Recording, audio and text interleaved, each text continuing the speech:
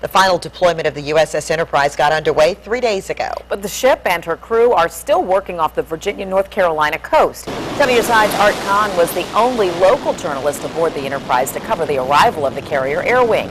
Art's back now to bring us up to date on the ship's progress. Art?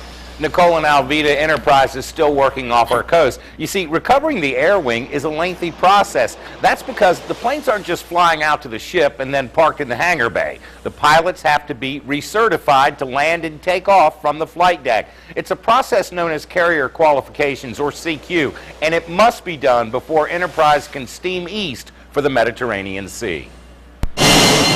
Whether it is a massive E-2 Hawkeye landing on the flight deck, or a sleek EA-6B Prowler catapulting off the bow, or any plane from the carrier's air wing conducting flight operations, the ship must be pointed in the right direction. We're kind of a prisoner to the wind when we want to fly. The ship has to turn into the wind. Right center rudder, steady on course at 076. The ship will steam east as it heads to the Mediterranean. If the wind was out of the east throughout their passage, they could conduct carrier quals while en route.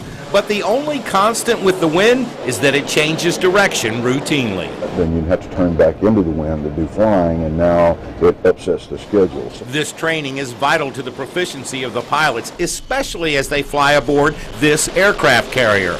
The island house on the Enterprise is taller than the superstructures on Nimitz-class carriers. So it creates a little bit of turbulent air, nothing that you would notice if you weren't a pilot trying to fly that absolutely perfect landing.